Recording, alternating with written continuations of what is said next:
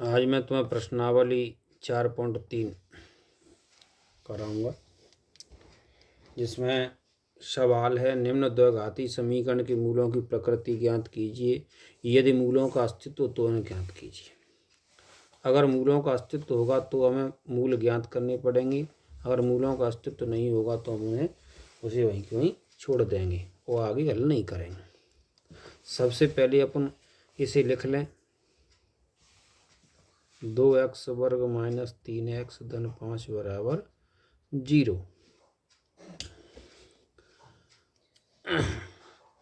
अपन इसकी तुलना कर लें द्विघाती समीकरण से। कैसे लिखेंगे? दिए गए समीकरण की तुलना ax² + bx + c बराबर 0 से करने पर करिए तुलना।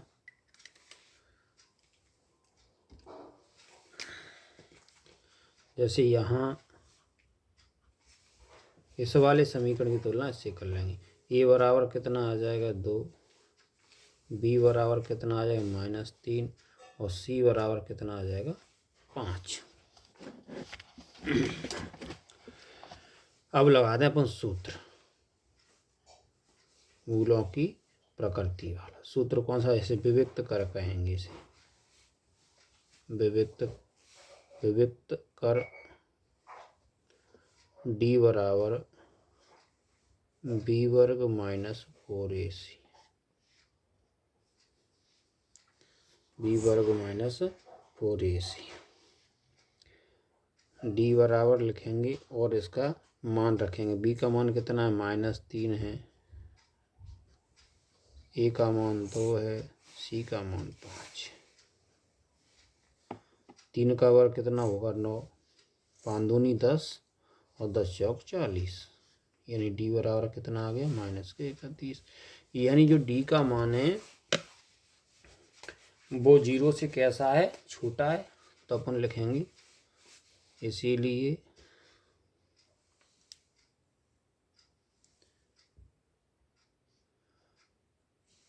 b² - 4ac छोटा है 0 से। b² - 4ac 0 से छोटा है। अतः समीकरण का क्या होगा? अतः समीकरण के मूल वास्तविक नहीं है। जैसे अगर d का मान माइनस में आता है तो वास्तविक नहीं है, अगर d का मान प्लस में आता है तो वास्तविक है, और अगर यही d का मान अगले सवाल में अगर 0 आता तो क्या लिखेंगे? समीकरण के मूल वास्तविक एवं बराबर है। अभी ये माइनस में आया है तो वास्तविक नहीं है, यानी मूलों की प्रकृति कैसी है? वास्तविक नहीं है। अगर मूलों की प्रकृति वास्तविक होती तो उसका अस्तित्व होता, और अस्तित्व होता तो उसे अपना आगे और भी हल कर दे। ये सवाल यहीं तक है। अगला सवाल, दूसरे नंबर का सवाल और अपन लिखेंगे। दूसरे नंबर का सवाल है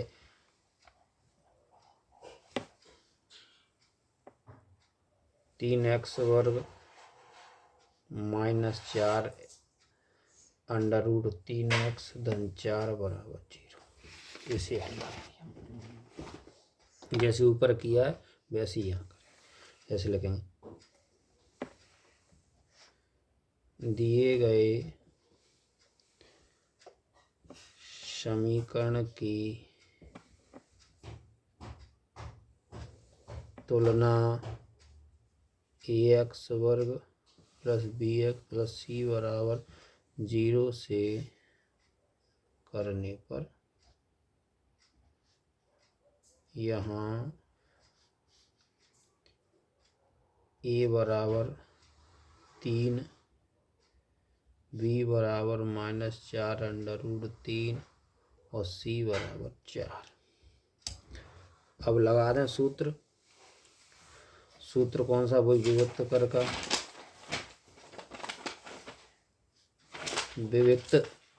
विभक्त कर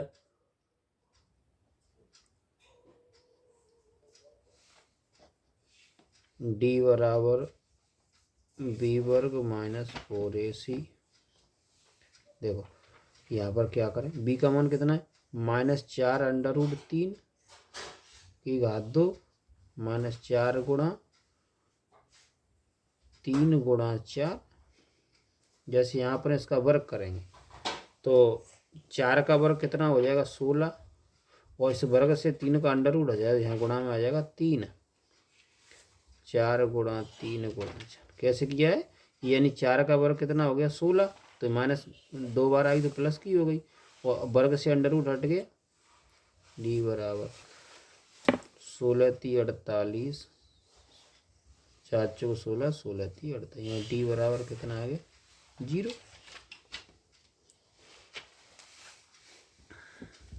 तो अपन कैसे लिखेंगे? इसीलिए बी वर्ग -4ac बराबर है 0। अतः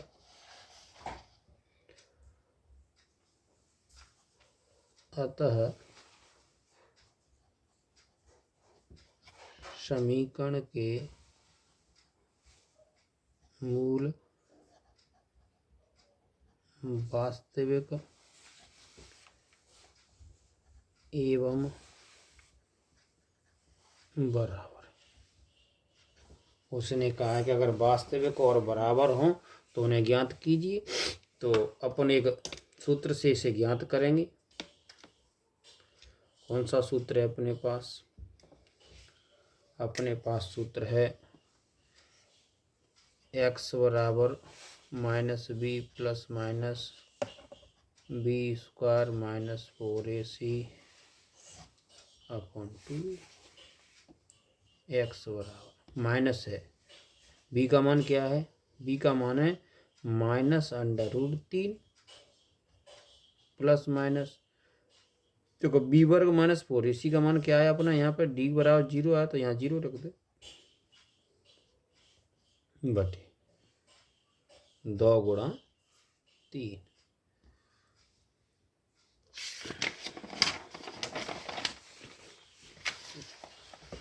अगले पेज पर तो x बराबर क्या रह गया?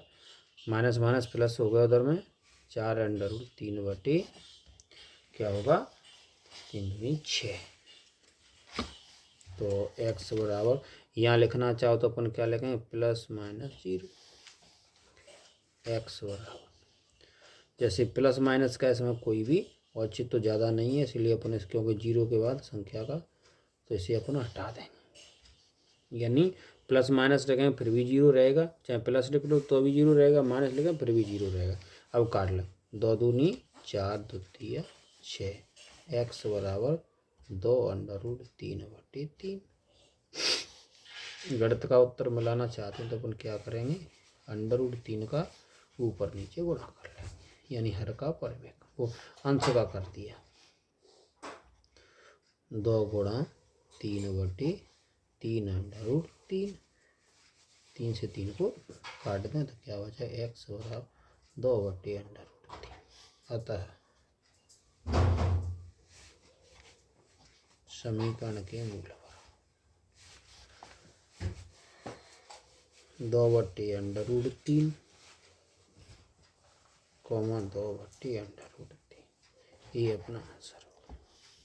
एक सवाल इसका तीसरे नंबर का, उसे मैं तुम्हारे लिए छोड़ रहा हूँ और तुम उसे मुझे करके बताना और कमेंट में मुझे बताना तुम्हारा उत्तर क्या है।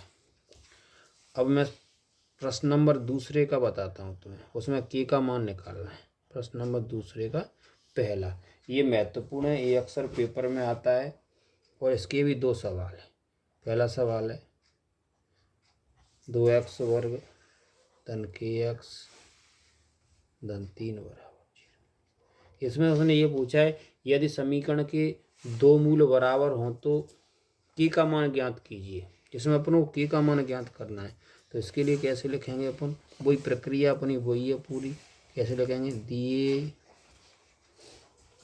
गए समीकरण की